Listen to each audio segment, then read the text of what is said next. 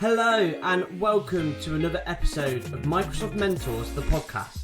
Microsoft Mentors is designed to lift the lid on the career journeys of the most successful leaders in the Microsoft ecosystem and to share their knowledge, insights, experience and expertise with the wider Microsoft community, offering mentorship at scale. Each week I'll be having open and honest conversations with technology leaders, business owners and technical experts from across the world of Microsoft tech and unpicking their past routes to success, their current models for personal and professional growth and advising you on how to develop the next steps of your cloud career. Stay tuned every week, every Wednesday at midday on LinkedIn Live and wherever you listen to your podcasts. Let's grow together.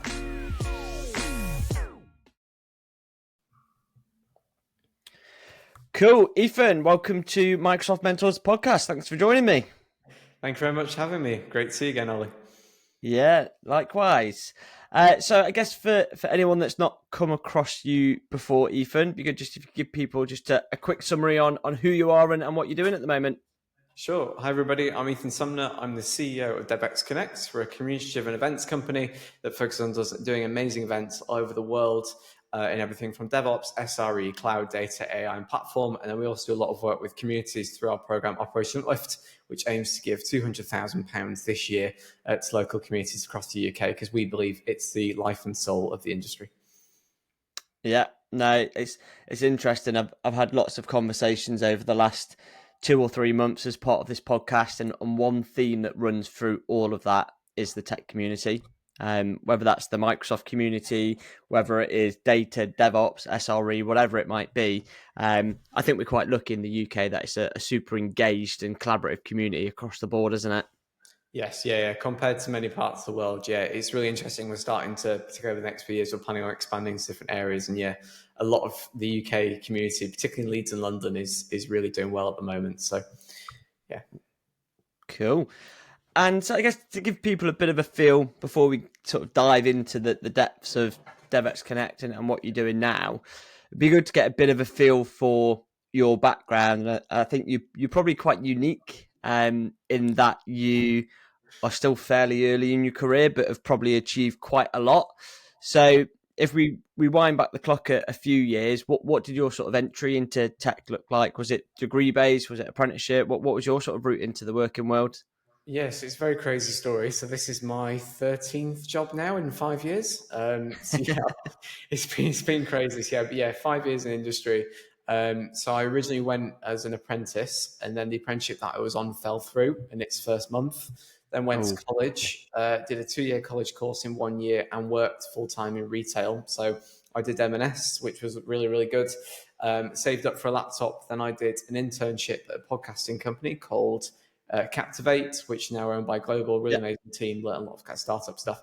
Did that. Then I went to, did another apprenticeship, went to university at 17, did a degree apprenticeship with a company in Rotherham that lasted a year. And then I got a job at MasterCard. So went to MasterCard. I was one of their youngest DevOps engineers, went there. And then I got headhunted by Microsoft when I was just over, I've been there about 9-10 months. This opportunity came up. Got that job and then went to Microsoft, and then things didn't work out. So then left Microsoft and then went to Contino, and then eventually Contino became Cognizant, and then did several different roles. I did FinOps and then ran the cloud financial management team in different sort of areas. And then I've got my current job, which is a venture between myself and Paul Stovall, who owns Octopus Deploy. So very, very crazy. Been all over the place. I've worked all over the country. Always lived in Barnsley, but yes, very crazy career. Sunny Barnsley, centre of the tech universe, isn't it, Barnsley?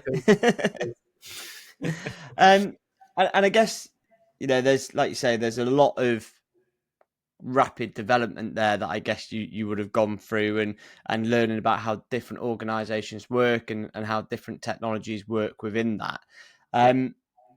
With yourself, I guess even sort of pre-working world then, were you always excited, by tech? Were you sort of a techie growing up? What did that look like for you? No, so I'm the really odd one in my family. So all my family work for public sector or civil service. So I'm the only Okay. one really in the private sector in tech. It was not something that I did growing up. I remember the first time I used a computer was when I was 7 at primary school. We all had computing lessons, different things. We didn't even get internet till I was 11, 10 or 11, something like that. So yeah, very Yeah. weren't into tech. I wanted to be an air ambulance paramedic as a kid. And that was pretty dead set on. But then I realized I can't really deal with blood. So that quickly went off the board. And then, yeah, Yeah. around sort of like 14, 15, 16, that's when I decided, yeah, I want to go into IT. Originally cyber, but I did some cyber work experience and realized it wasn't for me. Fell in love with DevOps. And then, yeah, the story is the rest of history, basically. So, Yeah. I mean, and what is it? What was it about, or is it still, I guess, about the DevOps side? Because that's been a thread that's sort of been all the way through all of those different roles. What is it about that part of tech that you really enjoy that gets you excited? I think for me, it's just the operations standpoint. I really like that sort of element and it's sort of like dealing with things at scale. The one sort of thing I often like to explain to family members and friends. It's that the thing that you see on your phone, yeah, that's really nice UX, which someone, UIX, someone designed. But the ability to be on millions of phones at the same time, like there's, how Google does SRE at scale and how Microsoft does data centers, etc. So yeah, that to me always just sort of fell into it. And I really like the DevOps kind of like cultural element as well. Everybody talking, being friends. So yeah, I've sort of built my career off being a DevOps engineer and it's morphed into cloud and then FinOps and then obviously the stuff that I do now. So yeah, and also I'm not the best with coding. I'm not very good at it. Some former bosses will test to that one, but yeah, it's just more on the. Yeah. So I've always preferred more of the operations side. I can deal with YAML and Jenkins files, but I can't sit and write Python. So there you go. Yeah.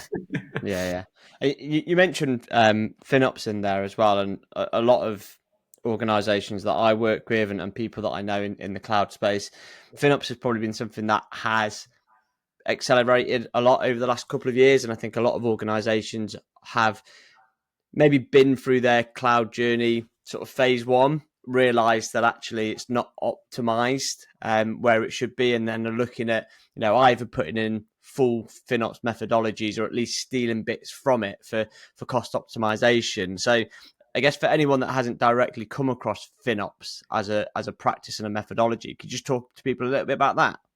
Yeah, sure. So I think a lot of people interpret FinOps as just saving money. And whilst it is about saving money, it's more truly understanding like how I sort of pitched it, particularly when I worked at Contino and Cognizant, was more around it's the culture aspects and getting people talking about what they're spending, why they're spending, not letting engineers just turn on stupid amounts of VMs and then they get a massive bill, putting the Yeah. guardrails, the controls in place. So that's sort of the area I highly recommend. If you're interested in FinOps, check out FinOps Foundation. They do a load of amazing work. There's a lot of open source frameworks, a lot of really good material. It's a very strong community as a whole.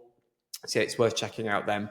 And it's very much linked into green ops as well. There's a lot of really good stuff around green ops in the industry as well, very sort of strong cross between them. But yeah, I mainly just say I think a lot of organizations, if it's just saving money, yes, it is, but there's also a lot of other side. We had a lot of projects where we'd go in, save a customer money, and then a few months later they ring us up and say it's gone back up because they've not maintained or continued it. So that's the main element Yeah. for me.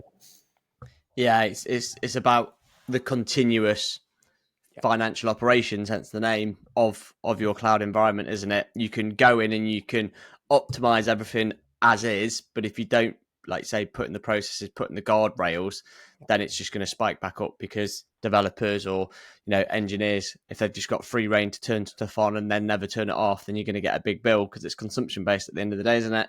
Yeah, I think the guardrails. Yeah, I've got a few stories of companies spending several £100,000 on a weekend just by accidentally turning on a machine learning platform on a Friday and running it on Monday. Yeah, it's you'd be very surprised the amount of enterprise and FTSE 500 companies that have got no idea in certain elements what they're spending. So, yes. Yeah. And I guess then through sort of your career and to where you're at now, and like we've mentioned, that's been quite a quick ascent. Have you personally ever felt sort of that imposter syndrome in terms of I can't actually believe I'm in this bloody room? Why am I the person talking right now? I think, yeah, it was. I'd say so, yes. I think certain elements, as I said, I'm not very good with coding. I'm not very good with development. I've enjoyed more of the consulting element and being more hands off. That's where I've sort of strived in different areas. Certain times in my career, I've done very crazy things. Like, for example, I remember speaking at Google's headquarters at the FinOps UK meetup. That was like, oh my word, I'm in FinOps, I'm in Google's HQ in London and I'm doing this, or even Yeah. at like Microsoft Ignite or AWS London Summit. There's been elements in that where I thought, or even just in general, I mean, I'm quite young, I'm only 21, and it's like, even when I was at Microsoft when I was 19, and it's like I'm speaking in front of some of Microsoft's biggest customers, and they put a 19-year-old on the stage. It's a very kind of weird, weird experience sometimes, but I think you just got to take it in your stride. I did, hide my age and different things, but now I'm more open around it, and yeah, it's a really interesting one. Yeah. Have you ever, obviously imposter syndrome is, I guess, how you feel about it, isn't it? Have you ever had situations or barriers come up during your career purely based on the fact that you're younger than everyone else in the room, or do you think we're past that now and it's more based on skill rather than age? I think we're past that. I think the main sort of thing I see is that people interpret it's like, say, for example, I'm in a meeting and they go, okay, why is this young person about to talk to me? And then within 2 minutes, they realize I actually know my stuff. So I think it was, if I didn't have the underlying knowledge and precedence, then that might, cause issues. But yeah, I think for me, I just like to not prove people wrong. That's the wrong phrase. But yeah, I'm always keen, always active. I have faced different things over my career, but I think the industry as a whole, is very welcoming to younger people compared to other industries. So yes, it's one of those things. Yeah. And then for you, and obviously, I've spoken to you in the past, and you're someone that, based on what you're doing now in terms of your actual role, but even before that, has been massively invested in community groups, user groups, and that side of the tech ecosystem as well. So when did user groups first come into your world? So I think it was 2021. Yeah, 2021. So my first user group I created. I love the story. I was on holiday in Scotland and it was absolutely raining because it's Scotland. And then Yeah. decided to create a user group. I thought I had 3 days of heavy rain. So yeah, I created Young DevOps. For me, it's always been giving back. I'm very proud to come from Barnsley. I'm a big believer in community. The mining industry and different things had a massive impact on my Yeah. local area. And so yeah, it's something which I've always been keen in. So I created Young DevOps as a way to give back because I was very fortunate. I had some great mentors and opportunities early in my career. And I think, not everybody had that opportunity. So I wanted to make sure that we could give reach and different things. Yeah, Young DevOps, that was the first one. And then I launched Yorkshire DevOps because Leeds DevOps, which was ran by Andy Bergen, and then Sheffield DevOps at the time ran by Ols, I think has restarted now. They were, looking to merge or hand it over. So we ended up forming Yorkshire DevOps, which is at the time of recording 3 people away from 1,000 members. So we're nearly there. Nice. So Yorkshire DevOps, which is pretty cool. And then myself and Ethan Jones over curry in Thai food, actually. In Reading, we created Yorkshire as a user group. And then, I was on the AWS Sheffield organising team, did stuff with FinOps UK. I'm on the DevOps Days London team. So, yeah, loads of different things, really passionate about community. What I find is as soon as you get involved with one, you can't just stick at one. So, over the years, I've done a lot of advisory supporting different user groups up and down the country. It probably must be about 20, 30 now. So, something I'm very passionate about.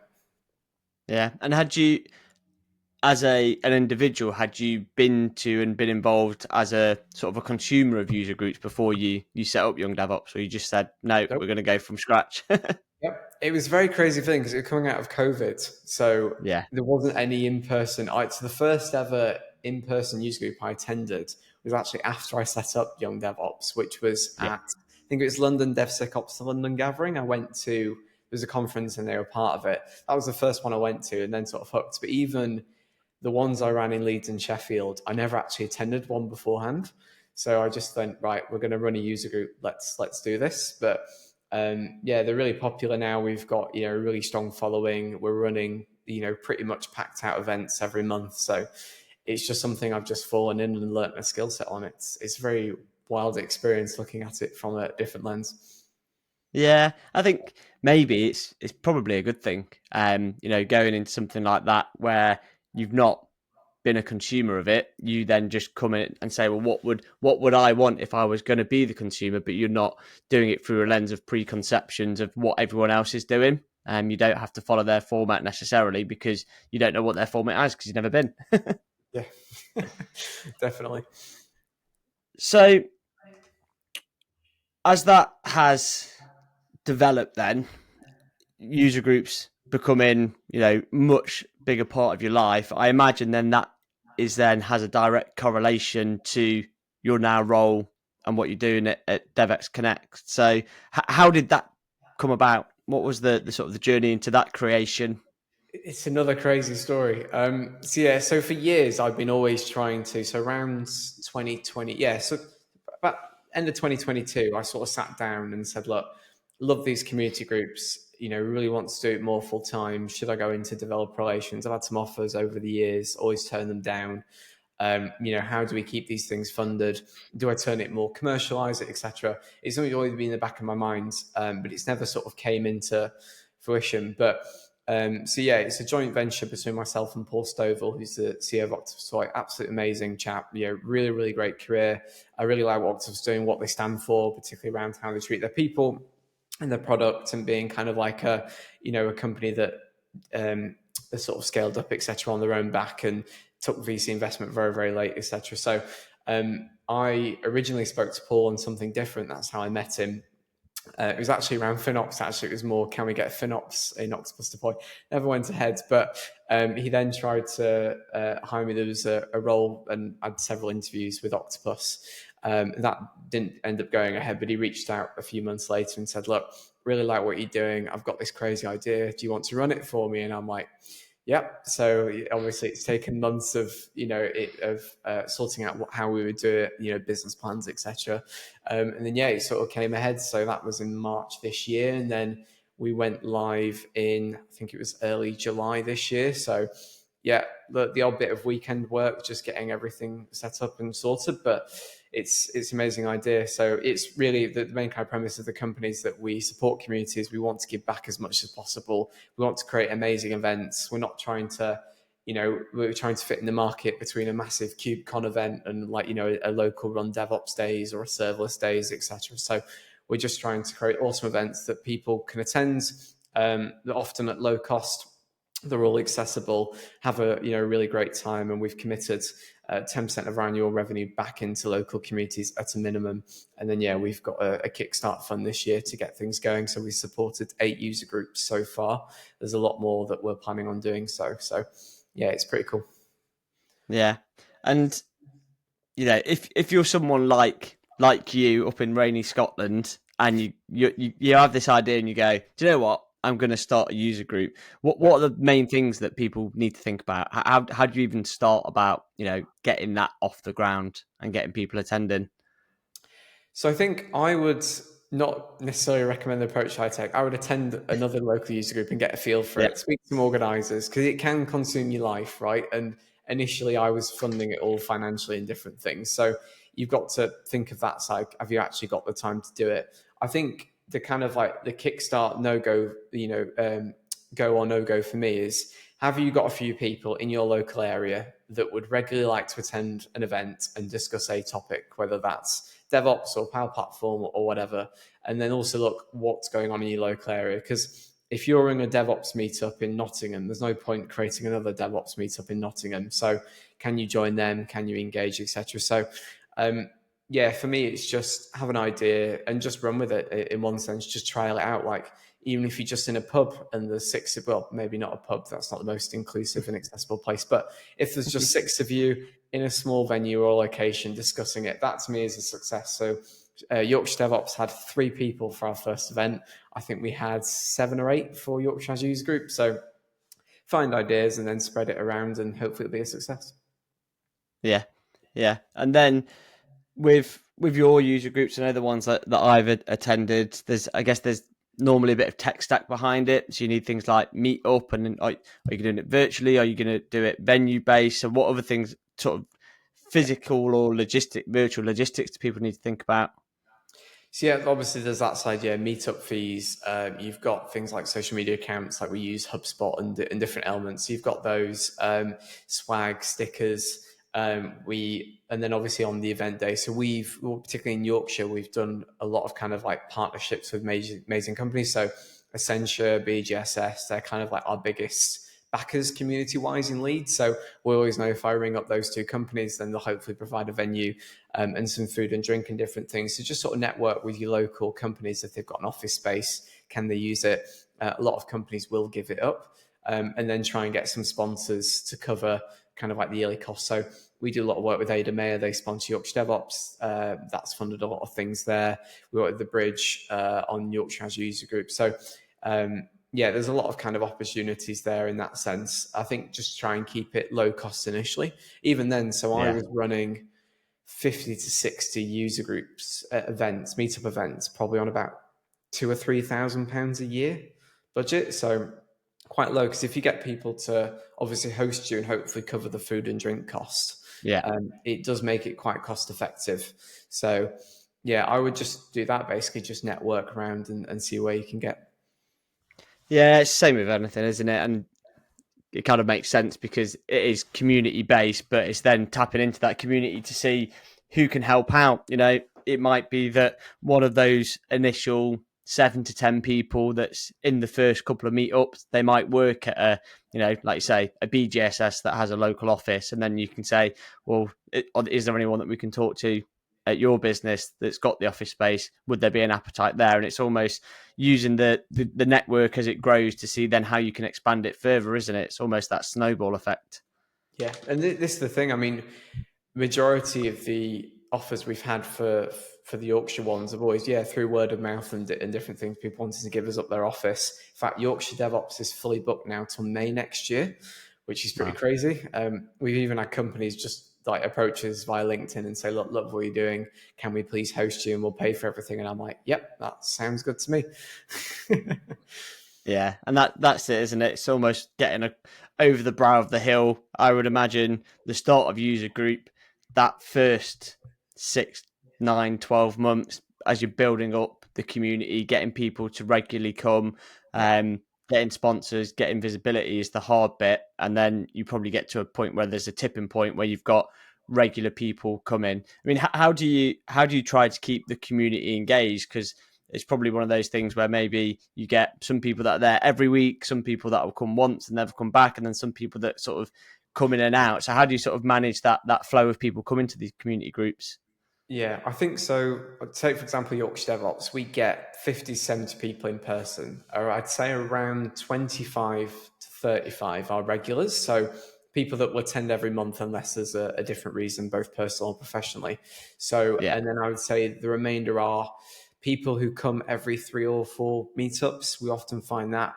I think obviously post COVID, not everybody goes into the office. So it just depends, yeah, are they in? We don't have a regular set date. So we don't do like the third Thursday of every month or something. So it just depends on availability from that element. We probably get around 10 to 20% new members.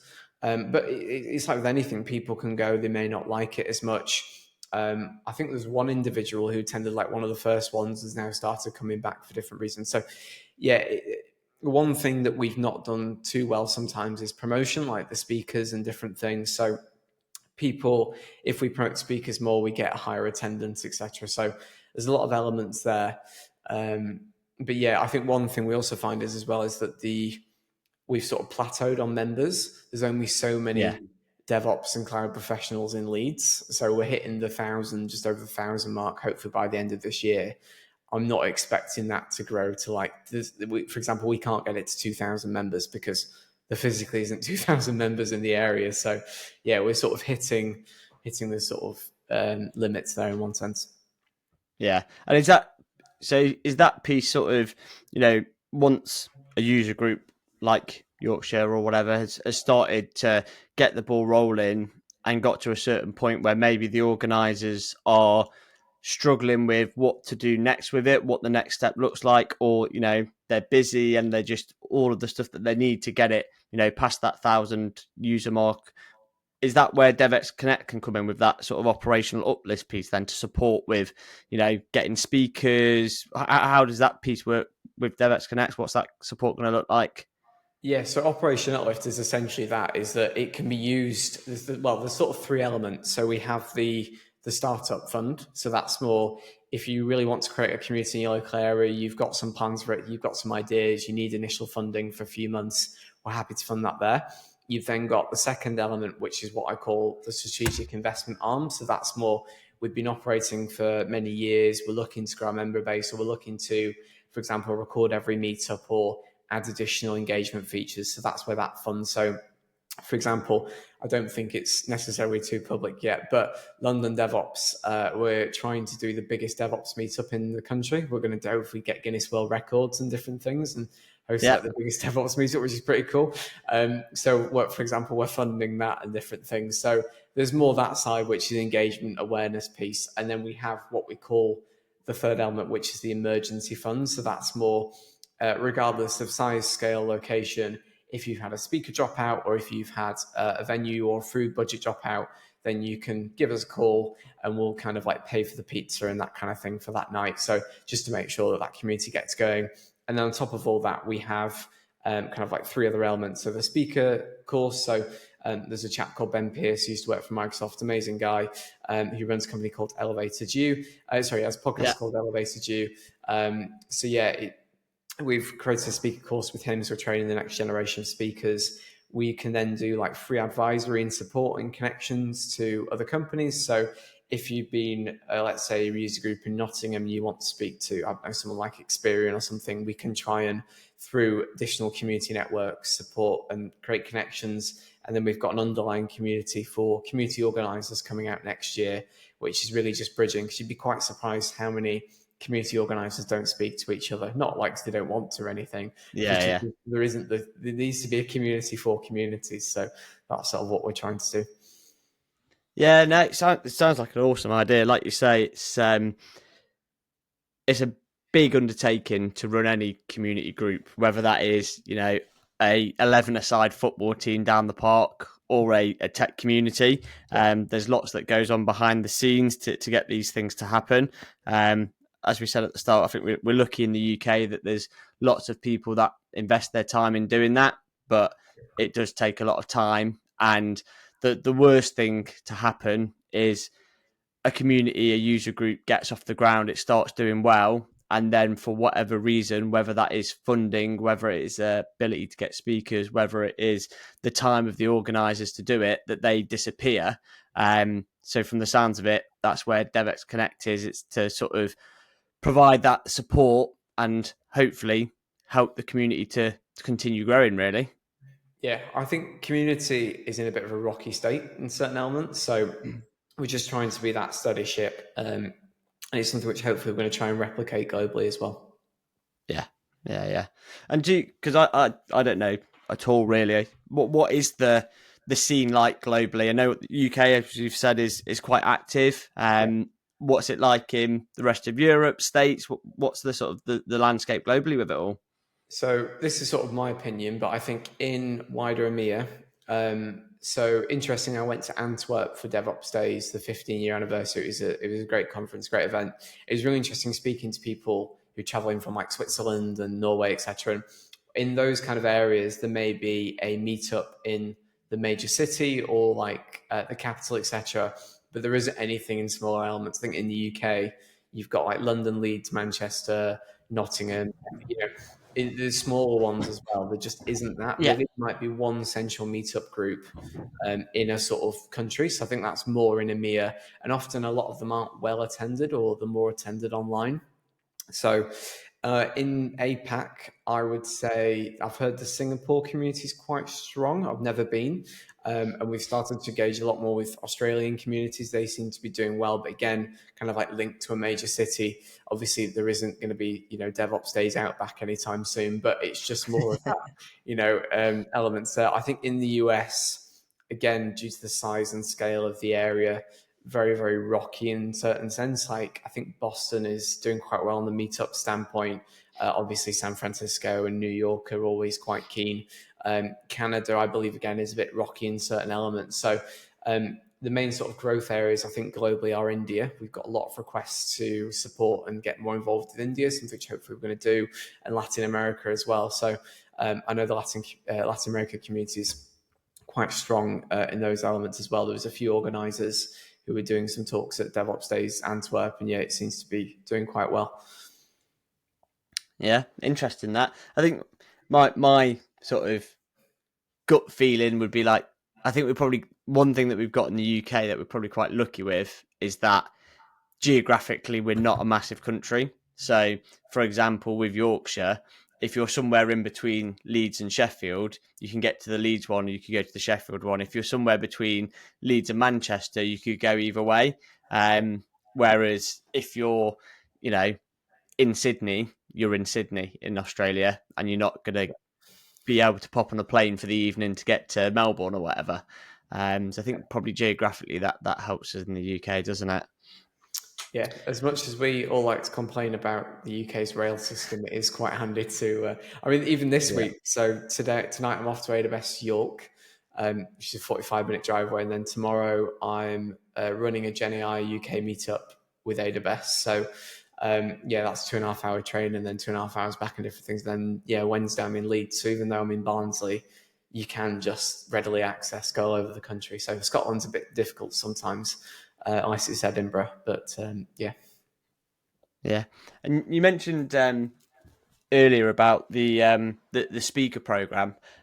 Be interested to hear a little bit more about that, because I think one thing that is always a challenge, whatever it is, for even for me with podcasts, whether it's community groups, conferences, people are busy in their working lives, and I massively appreciate people's time, like yourself, Ethan, coming on and joining me on the podcast. I know everyone at user groups do, but there is a limited pool of people that are up for it, whether that's because of time, whether that's because of skill. I think a lot of the time there's probably some really technical, capable people that maybe haven't taken that leap into becoming a speaker in some sort of form before. So I guess, what does the speaker program look like with DevEx Connect? And just generally from your opinion, if someone's a techie and they want to take that leap to becoming a speaker, how do they sort of approach that?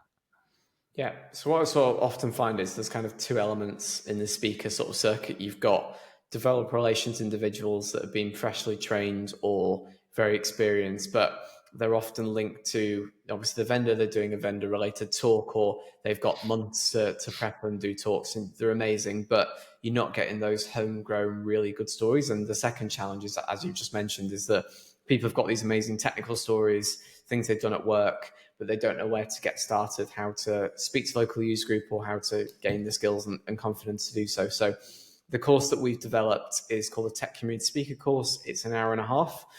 We have funded several licenses through Operation Uplift. So if you're interested, please drop me a line on LinkedIn. If you don't qualify for that element, you do have to commit to speaking at 2 user groups. If you don't qualify for that element, I think it's around £50 or £60 to buy it. And it does obviously go back to Ben, and he funds a lot of amazing work that he does. So there's sort of that element, but it's an hour and a half course. It basically will teach you the tricks of the trades of how to be on stage, how to feel more confident, how to structure your talk, how to engage with different levels of audiences, experience levels, etc. And then also how to apply. So there's like a 10-minute section on there, which is more how to submit a CFP to a community event, how to engage, what kind of conferences you might be interested in, etc. So it's a really round course, but yeah, it's trying to find amazing, predominantly targeted towards technical people, or even less technical people who just have got amazing story they want to share. They just don't know how. Yeah, definitely. Yeah, it's an interesting one, because, like you say, there's so much experience in the community, and it's just making sure that everyone that's got that experience, if they've got the ability and the willingness to become a speaker, that there's some support in there to sort of help them get those stories out there.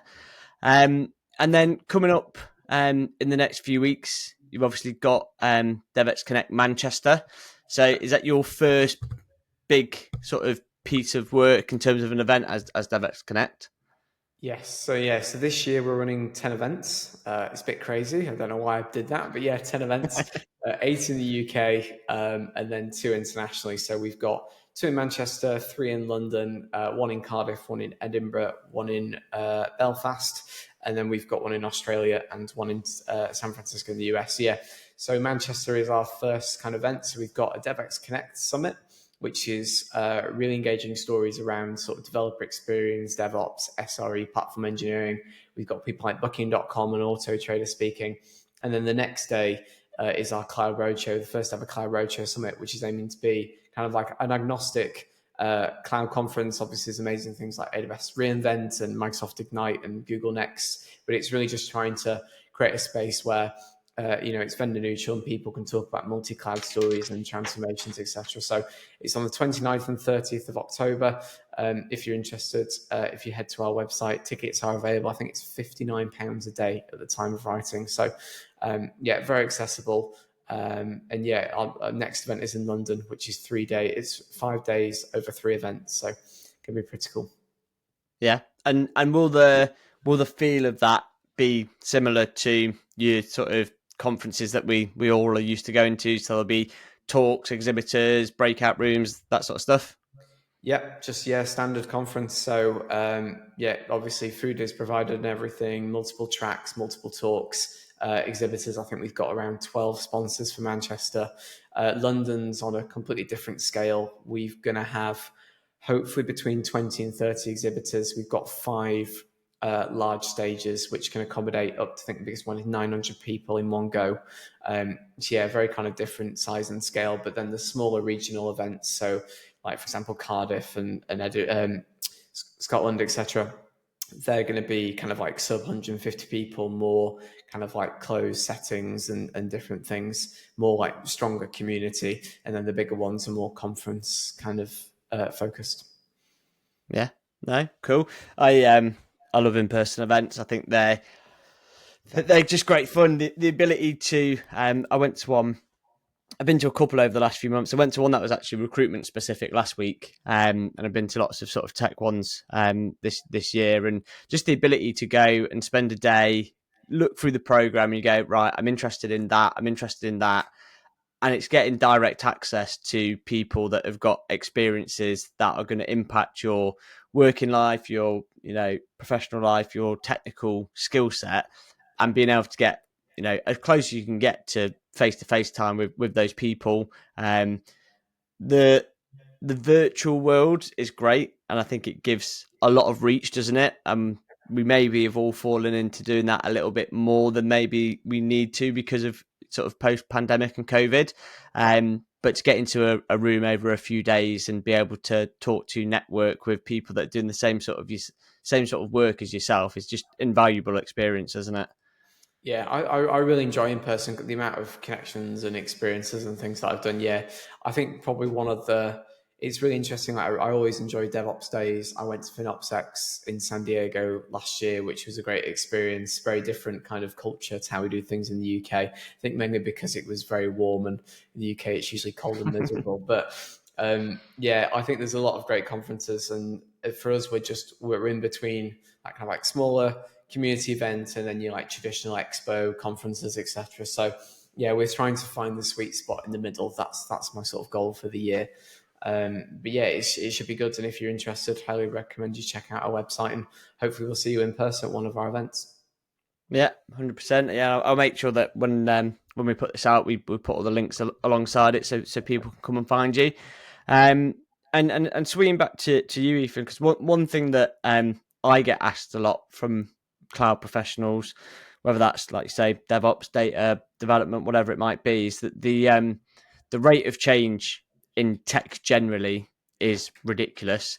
Yep. You then put on public cloud X amount of years ago, that accelerates it even further. Then you drop in AI, and it then accelerates it even further. So from your perspective, obviously user groups and communities are a massive part of I guess how you do that. But how do you sort of stay on top of that rate of change in tech to make sure that you know what's coming up and what is even further down in the next year, 2 years that you need to be ready for? So I think there's kind of like 2 elements to that. So I think across the entire landscape. So if you're a DevOps engineer, right, you're dealing with traditional tools and the cloud, etc. you can't, I don't think I've ever met someone that's managed to stay on top of all of that. And if you are, Yeah. hats off, bravo to you. I think for me, the biggest piece of advice I've ever got, and I think of it all the time, is one of my former boss at MasterCard, Magnus White, one of the best kind of like DevOps engineers and DevOps leaders that I've ever met. The advice he gave to me is learn how to learn. And I think having that skill set and the ability to just pick up something, because right, things change constantly, documentation comes out. If anybody's got the API of the amount of AWS announcements on Slack or something, or the Microsoft equivalent, and yeah, I think for me, how I sort of stay on top is just look at trends. You can't keep an eye on everything, but if you're predominantly focusing on one element for a few months, you might just so I used to do a lot of work with Terraform, so I used to follow those announcements religiously, etc. So just pick an area, really. That's how I would do it. And then, yeah, the second kind of element is obviously you can't learn anything. So that, again, sort of having that learning how to learn skill set, how to manage and pick up things very, very quickly is the best way forward. And I think particularly in tech, the amount of skills you've got to learn, you can't be an expert on anything. You can be an expert on something. You can't be an expert in it all. If you are an expert in Jenkins, Kubernetes, all the clouds, all the CSPs, Ansible, Puppet, Chef, then yeah, your phone should be ringing every 10 seconds by recruiters. So yeah, that's how I would do it. Yeah. And what about, because obviously you've been fairly recently really through your journey from start of IT to where you're at now.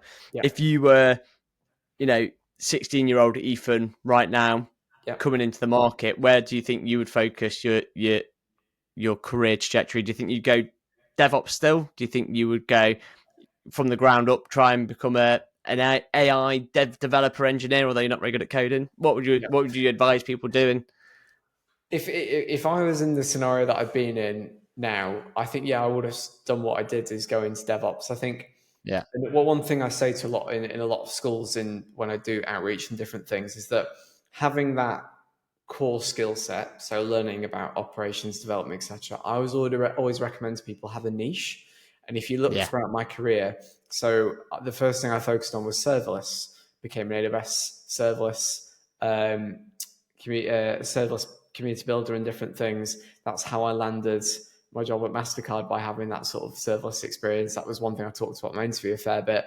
And then I moved on to FinOps, and it's one thing I talked about quite in depth in my Microsoft interview, and then, Contino and different things. And now I'm more in the developer relations, community management, kind of marketing side. So always maintaining that core skill set, but just having something niche. Like, I've got a friend who works in access control systems, Ed, who's amazing, and talk about it things for hours. So even just having that kind of niche element, but maintaining that core skill set so that you can retrain or add in different skills all the time. But just having that sort of niche focus that you can talk about a fair bit is quite handy. That's what I'd recommend to anybody. Just pick a passion and go from there. There's a chap I met at Manchester the other week who works Scale Factory. I've forgotten his name, but he's a Kubernetes expert. He sits on the doc team and does all these kind of things. And just, you could see in his eyes when he was talking the kind of skill set and passion he's got. And I think you can't, if you just learn a little about different sort of tools, you never get to that point. So having the ability to showcase to employers the ability to specialize is quite key in my eyes. Yeah, no, 100%. Same for me in my career. I've doubled down and gone all in on Microsoft and predominantly Azure, and working with businesses to help them, find talent in that space. I get asked quite a lot of the time, can I go and find an AWS engineer for people? Can I go find this and that? And I can do it. Sometimes I do. Normally regret it. It's about having that niche, and it's like, what do you want to be known for? Because ultimately you can then build a career around that, can't you? If you're known as, one of the top Kubernetes guys in Leeds, you're always going to have opportunities if you're that person, or if you're the top Jenkins persons in Barnsley, whatever it might be. You're right. It does make a difference. I think, particularly in my last few jobs, people have just sort of, if there's ever been an issue, it's like, Ethan's the community and the FinOps guys, you know what I mean? And if you need anything in those elements, just give me a ring. And it's the amount of internal referrals and opportunities that I got through that was immense. Sadly, my serverless skill set has sort of gone down the pan a bit in recent years, but yeah, it does help being known for something in an organization, particularly larger ones as well. It's yeah, being that go-to person is quite key. And even as you've said, like in the recruitment market, being that go-to as a recruiter and different things, it does make a difference. Yeah, 100%. Right, now it's time for the fun bit. It's time for the quickfire round. Yeah. So we've got some questions. I normally say 10, but sometimes I do less, sometimes I do more. Simple answers, 1 or 2 sentences. Some of it will be tech, some of it will be community, some of it will be personal. So, are you ready? Yep, let's go.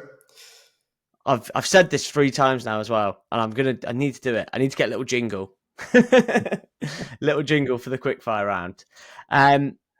So we'll keep it nice and easy. I think you mentioned it earlier, but we'll go with it again. So if you weren't a techie, what would you be doing, do you think?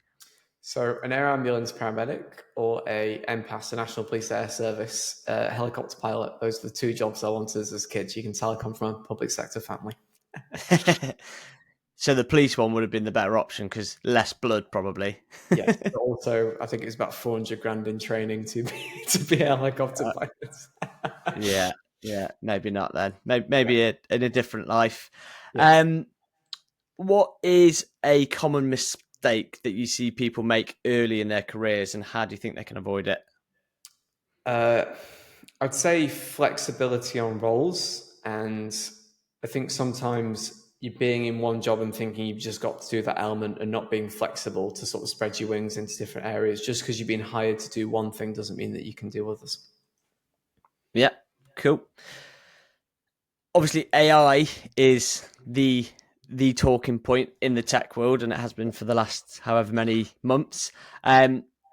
What's one common blind spot that you think people have when it comes to thinking about AI, whether that's using it in their professional life or using it within their business? Bit of a hot take. When I see Yeah.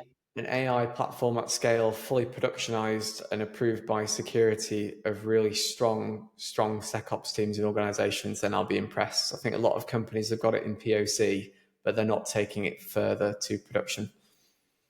Yeah, definitely. I think that's from a lot of conversations that I've had on the podcast. Security and data and governance is what it's all about when it comes to AI, and probably a lot of businesses aren't quite where they need to be to actually fully implement it and roll it out across enterprise organizations just yet, are they? No, definitely. Cool.